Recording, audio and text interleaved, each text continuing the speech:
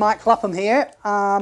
You've been observing Alan and Hilary doing their wonderful things, sweeping through the vegetation, catching lots of creatures. You're probably familiar with the idea that what we want to do is record identification.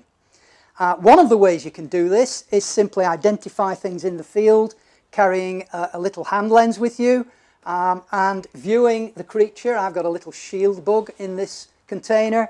Simply viewing the creature close up, picking up on its identifiable features, and with a little identification book, you can identify it.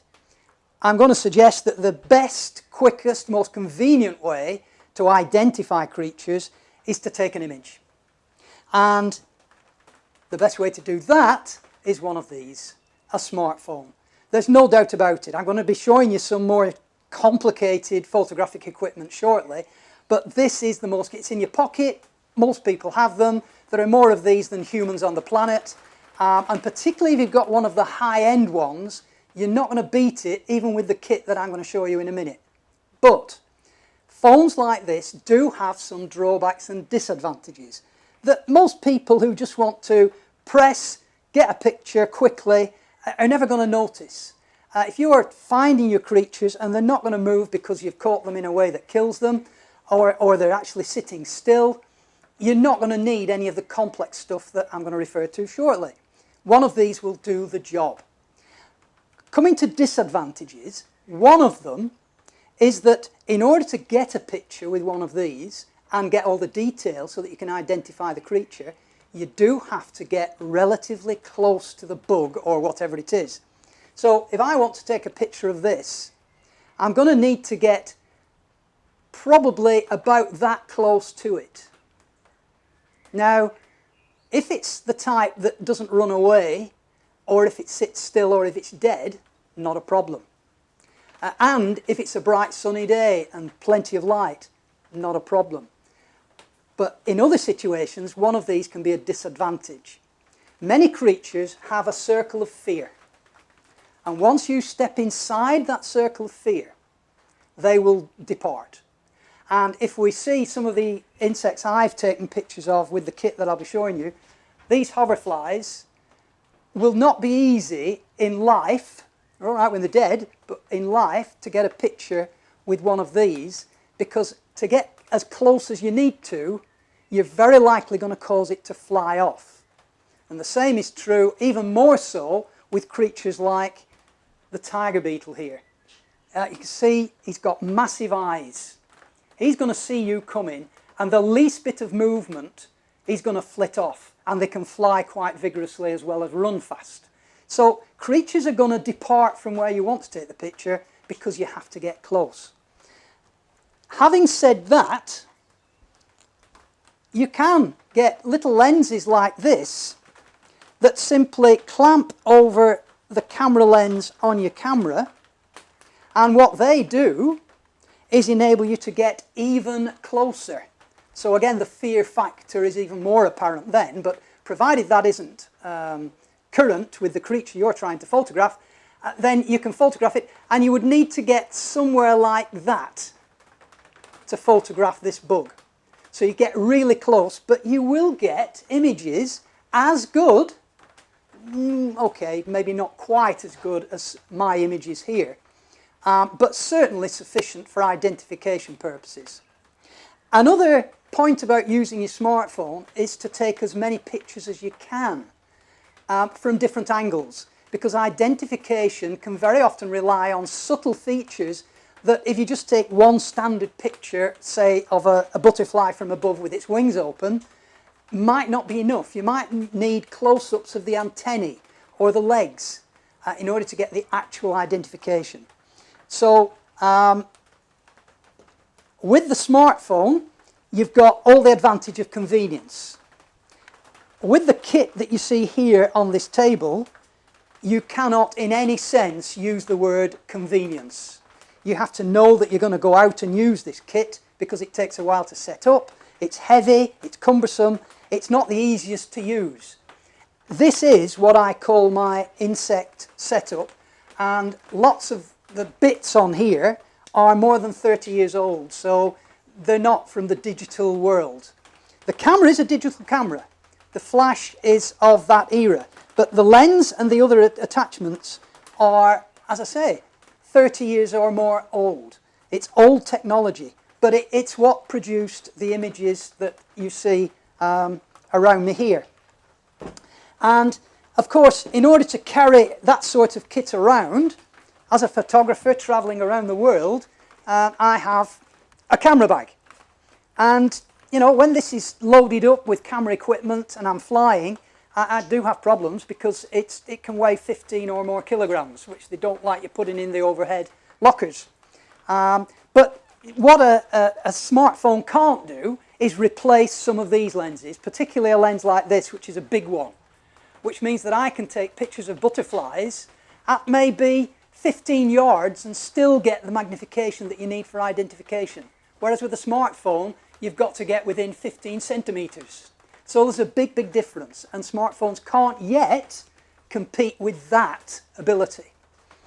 But if I just talk a little bit about the actual setup that I've got here, because there are some generalities about using a DSLR, which is what this is, a digital single lens reflex camera. If you are photographing, which I like to do, living insects in their natural environment, then you have to go to where they are and follow them. And even if you've got the brightest day, with this type of equipment, it's going to be very difficult to stop your camera shaking as you're trying to take a picture.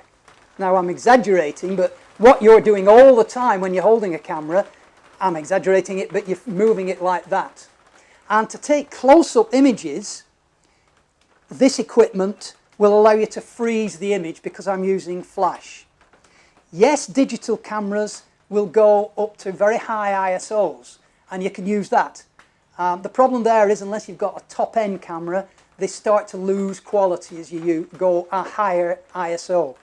So if you want the best quality of taking images of insects and other invertebrates, you set the camera to the lowest ISO setting, which gives you the highest quality, and you use flash.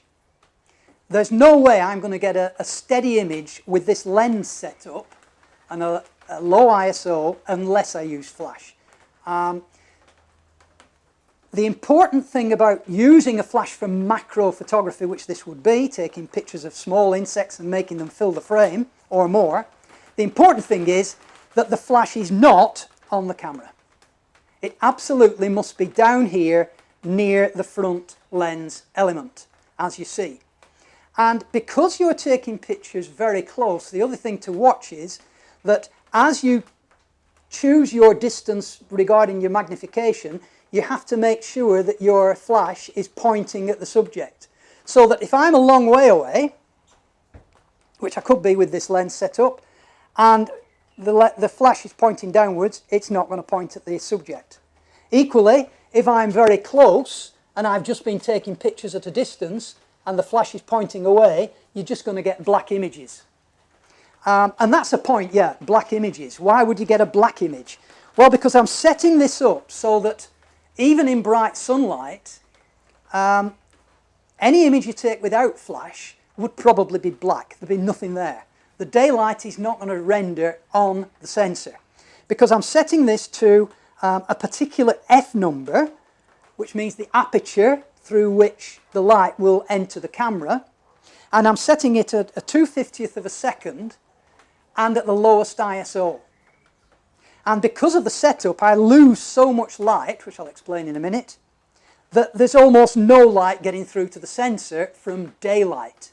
So you need the flash. So the flash absolutely has to point at your subject. So you just have to alter it as you choose your distance.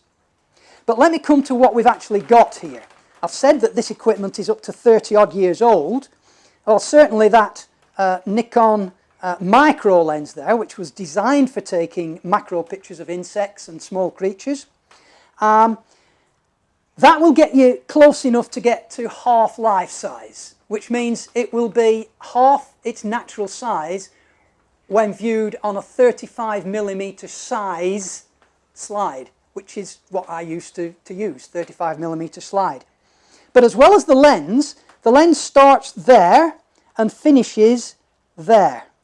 And then there's a whole black section there that is not lens. That is just extension tubes. And they are literally just tubes. So I've left one of them off. This is the smallest one of the set. There's a series there of different sizes. This is the smallest one of the set, which is, as you can see, it just has the right connections to be able to connect to your camera and for the lens to fit in the other side. And it's just an open tube. It's just that. And all that does is push your lens further away from the actual plane of the sensor. And by doing that, it enables the lens to focus closer. That's all you're trying to do, is make the lens focus closer. The other important factor in using extension tubes, like I've got here, is that you realize that in moving the lens further away from the sensor plane, you're also moving the aperture, the diaphragm, further away from the sensor plane. So the hole through which the light comes is moving away. The diaphragm will be here, so that will be very close to the plane of the sensor. Now I've moved it right out here. It's a lot further away from here. What that means is that that hole through which the light is coming, if you set it very small, at say f22 or smaller, it will actually act like a pinhole camera, and it will make images. So you'll have an image made by your lens, which you do want, and then you'll have an image made by your diaphragm hole, which you don't want, because it's a double image. It just fogs the whole thing. To avoid that, most macro photographers using a DSLR will tell you that you never set your f number to anything smaller than f16. So 16, f16, f11, fine. Some people will try and say, oh, well, you get better depth of field if you set it smaller at f22. Not when you're doing macro with extension tubes, if you're using extension tubes. Never go beyond f16. And you might find you need to go wider than that. You'll have to do experiments with your own camera. But f16 for most cameras is fine. And that problem of acting as a pinhole camera is known as diffraction. The actual edge of the diaphragm actually bends the light as it comes through. And this is the way pinhole cameras work, as you're probably aware. You just make a pinhole in a piece of cardboard and put that in front of a photographic plate, and you can make pictures. It will focus the light, which you don't want when you're doing this setup. So it's set so that daylight probably, when I'm taking images with flash, it's set so that daylight probably won't make an image. You just get a black image. So in this setup, we've got flash to do that. It's through the lens exposure, so it sets itself. Once you've set the camera up to manual, the flash will then determine the exposure depending on the light that it detects hitting the sensor. So it's all automatic beyond that with this modern equipment. Having said I've got a 30-odd-year-old lens, I'm using automatic exposure settings using this rather advanced flash. So that's the setup that I would normally use and call my insect setup. There are ways with a DSLR and different lenses that you can get even closer. If I wanted to get, actually what I should do is demonstrate where this actually focuses. So if I put this on the minimum focus distance, and then we see we've got this little shield bug in this container, if I go in and find it, can't even find it at the moment. Where is it? Oh, there it is. Now then, I'm in focus at nearly filling the frame there. Now, obviously, remember that with this, to nearly fill the frame, I was there. So you can see there's a massive difference in terms of frightening the insect off. I'm not inside, for many insects, the circle of fear that they have if I'm at this distance. I can alter the distance by focusing further back, and I can be at this distance and still get a usable picture for identification. If I set it to infinity, then I'm going to be at that distance. So it's not massive, but it's enough to stop the insect or creature from running or flying away. But if I'm able to get closer, because the insect is tiny, and certainly for the jumping spider here, this is nothing like as big as the hoverfly or the tiger beetle. It's tiny. It was about 2 millimeters, maybe 3 in size. So I needed to get even closer to produce that image. So I'd certainly have put my last extension tube on just to get my lens a little bit further away from the film plane. But to get closer still, and these are very easy to carry around, these are close-up filters that you can screw on the front of the lens. So I can simply screw that on, and that will now get me even closer to my subject. So now, if I want to photograph this, and I've got it set on the maximum on, so to get a close-up shot, I am now that close. So it's getting me, that's took me about 75% of the distance I was before. So it gets me closer, makes the image bigger, makes the creature bigger in the shot.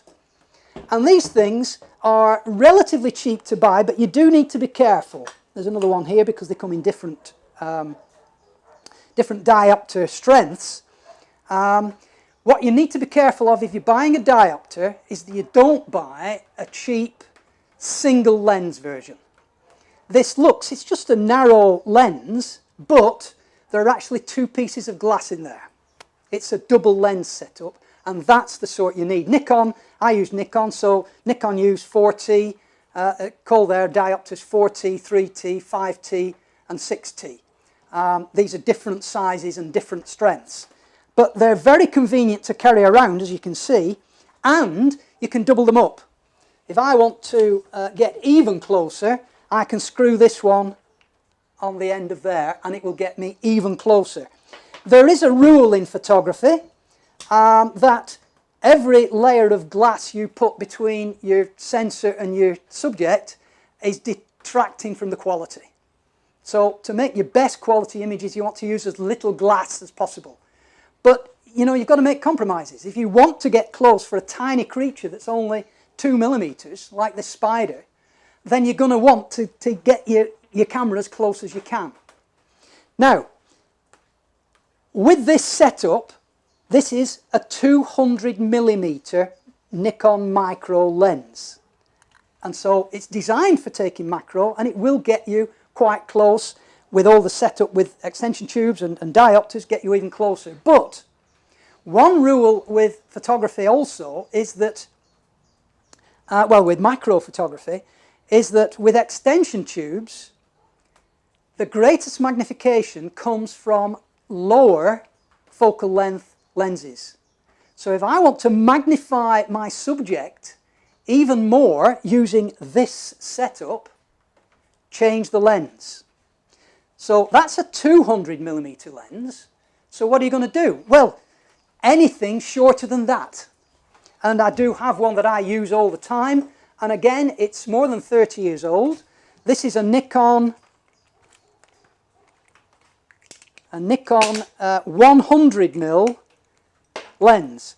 And it's a macro lens. And with this lens, that I can't show you with the 200mm, but with this lens I can show you basically what makes it a macro lens. Because as I focus it, what you will notice is that what it's doing, it's shoving the lens assembly further away from the sensor plane. So it's just making the lens move out physically. So if I focus it then to infinity, it brings it back, and focus it to the shortest distance, it takes it right out there. So it's doing the same job as the extension tubes. It's just widening the gap. And the same rule applies about using a macro lens with regards to the aperture, the f number. Try to use it at f16 or greater, that is a wider aperture, not a greater number, because it works the other way around.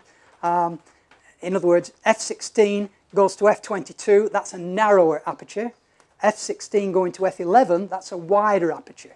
So f16, many macro photographers used to say that they've glued their lenses at f16 so they can't alter them.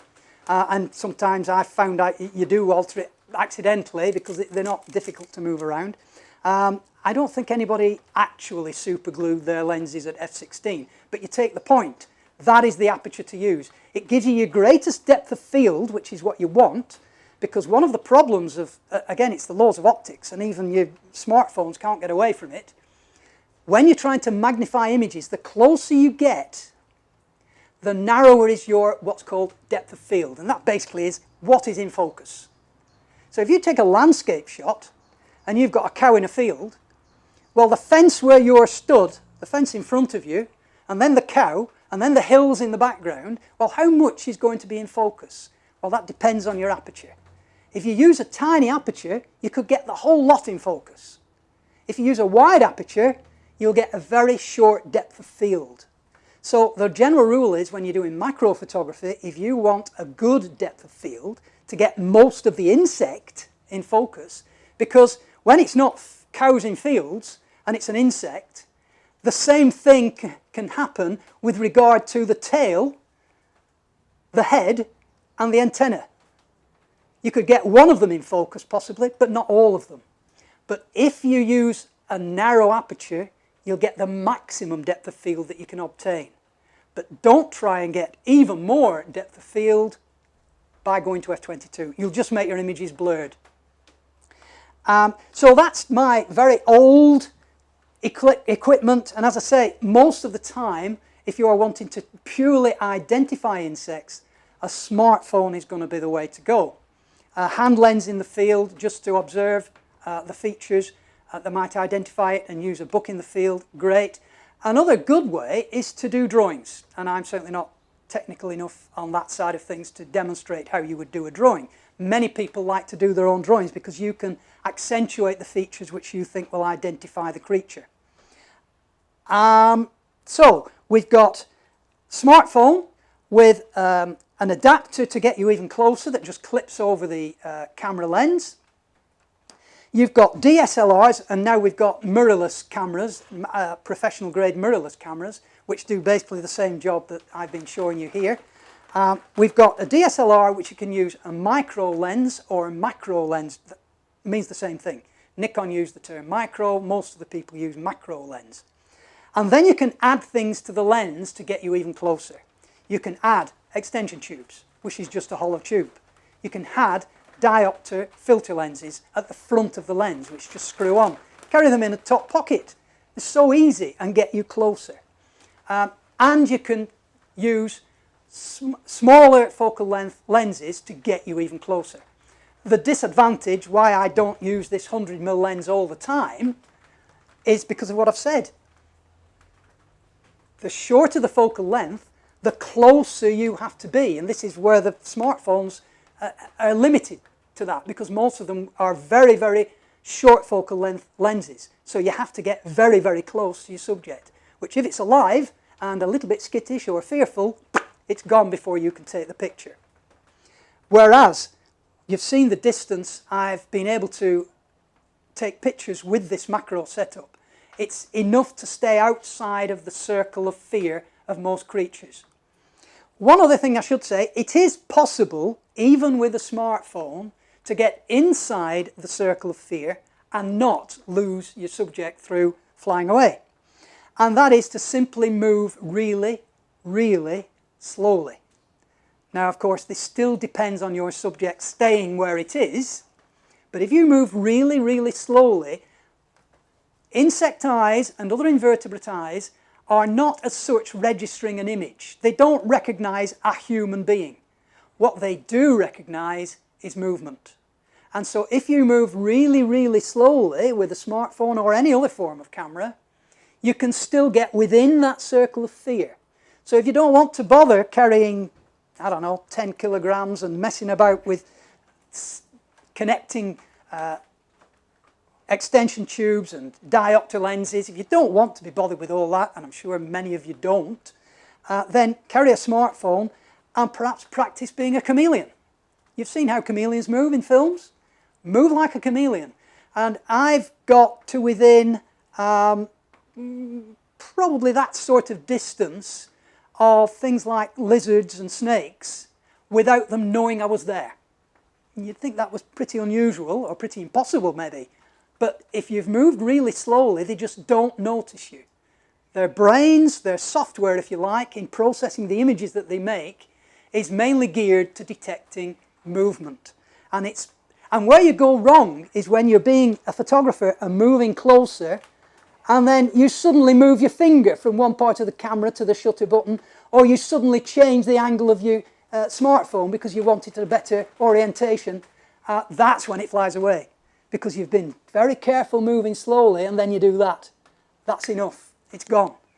It's not making images of you, it's simply detecting movement.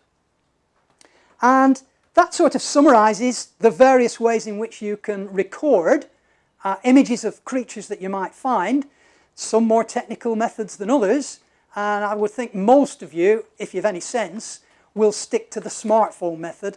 But if you do want to make images like I've shown you here, particularly of tiny creatures like the jumping spider, he's fantastic. One of the problems with these guys is that as you get really close, what they, and this very often they do, is they jump right onto your camera equipment because they're looking for a vantage point. They're looking for somewhere to hunt from. And you suddenly generate a slightly higher point than where they are. They think, oh, that's good. Up they jump onto the end of your lens. You think, no, I don't want you there. I can't take your picture. Equally fast-moving objects. These ants, for instance, they were scurrying around. You've all probably seen ants' nests. These are wood ants.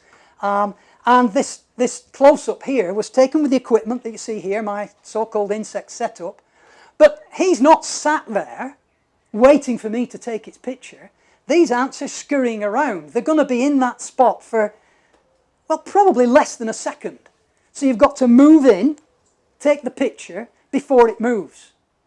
So you've got to be relatively quick, and certainly the flash enables you to do that because it can shorten the shutter speed to less than 1,000th of a second, which does help you even if it's moving. And that short shutter speed also helps you in terms of your camera shake, because one of the difficulties with this equipment is it's heavy and it is quite difficult to hold steady. I mean, well, you can't hold it steady. You can't get a steady shot with anything longer than, say, 1,000th of a second. Now, in daylight, that's difficult. But with flash, it guarantees you, because photography always works against you, except with macro photography and flash. Because as you're doing macro photography, the closer you get, the more light you want. And with flash photography, that's what you get. It's magic. Because as you move closer, the flash is getting closer. So you get your more light. So it maintains a very high shutter speed of several thousandths of a second, which means it freezes motion. So these scurrying ants are frozen. This ant that was probably walking across this leaf, so it wasn't still, and would only be there for a second or two anyway, it froze its motion. So it looks like it was sat there waiting for me to take the picture. But that's the advantage of using macro flash. And who knows, you might be able to do this. Modern smartphones, especially the high-end ones, can now have up to 5 separate cameras inside the actual smartphone. One of the big disadvantages of the type of smartphone I've got is that it's a fixed focal length lens. But now modern cameras, modern smartphones, can have several lenses, each with a different focal length. So the camera can automatically switch from one to the other, or you press whether you want 24mm, 30mm or 50mm. I don't know whether smartphones have got much higher than 50mm. So for instance, they're not yet competing with this boy here, which is 500mm. So 10 times what the maximum is for a smartphone, I think, at the moment. I'm no expert on smartphones, so by all means shout at the film and tell me I'm wrong. So there we go. Taking pictures of insects and other small creatures. You can all do it. You've all got smartphones. Get out there and do it.